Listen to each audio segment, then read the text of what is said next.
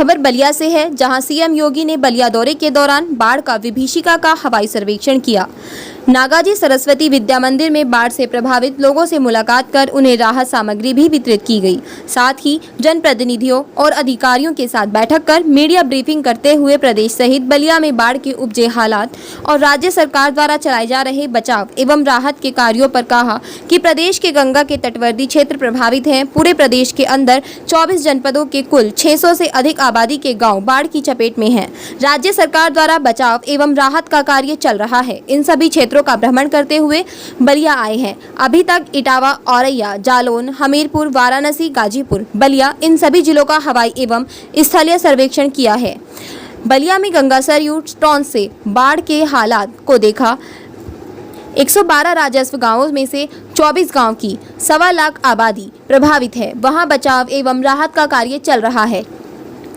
NDRF, SDRF और PSC की जल पुलिस भी बचाव कार्यों में जुटी है। जनप्रतिनिधियों के माध्यम से राहत सामग्रियों का वितरण भी किया जा रहा है। सीएम योगी ने बताया कि प्रशासन को निर्देश दिए गए हैं कि छोटी नौकाओं को नदी की तेज धाराओं में न जाने दिया जाए। एनडीआरएफ, एसडीआरएफ की बड़ी नौकाओं और स्टीमर के जरिए सवारी को सुरक्षित जगहों पर भेजा जाए। साथ ही जिन राहत शिविरों में महिलाएं हैं उनमें सुरक्षा चौकबंद की जाए। वहीं जनपद बलिया में कोरोना महामारी का बेहतर नियंत्रण प्राप्त किया गया। बलिया में एक भी पॉजिटिव केस नहीं है। यहां ऑक्सीजन की आपूर्ति के लिए भी समुचित व्यवस्था की गई है। वहीं तीसरी लहर की आशंकाओं के बीच युद्ध स्तर पर कार्रवाई की जा रही है। के करंट से कटान की संभावना दिख रही है। वहां पर कटान अवरोधक कार्य अविलंब वे लोग प्रारंभ कर सकें। हर हाल में जन धन की हानि को रोकना है और लोगों को अधिक से अधिक राहत प्रदान करना है। जनप्रतिनिधियों के मार्गदर्शन और उनके सहयोग से जनपद में राहत के कार्य और बचाव के कार्य युद्ध स्तर पर चल रहे हैं। बेहतर तरीके से इसे आगे बढ़ाने का कार्य किया जा रहा है।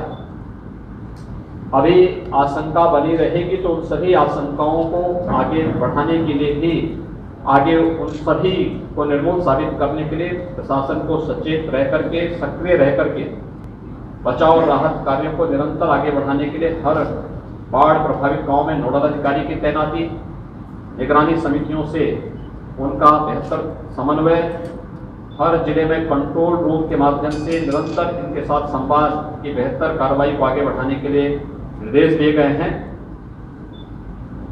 जनपद बलिया ने कोरोना महामारी पर बेहतर तरीके से नियंत्रण प्राप्त किया। आज यहाँ पर कोरोना पॉजिटिव का एक भी केस नहीं। यहाँ पर ऑक्सीजन की आपूर्ति में और ऑक्सीजन में आत्मनिर्भरता के लिए जो प्रयास प्रारंभ हुए हैं वो एक सराहनीय प्रयास है। और थर्ड वेव की जो आशंका व्यक्त की जा रही है, डिपो निपो के निर्माण की कार्रवाई भी युद्ध स्तर पर यहाँ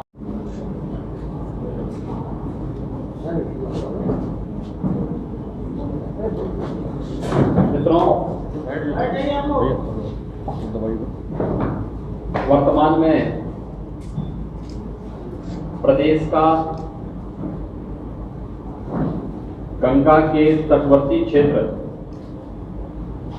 बाढ़ से प्रभावित हैं। पूरे प्रदेश के अंदर लगभग 24 जनपदों के 600 से अधिक गांव, आबादी के गांव बाढ़ की चपेट में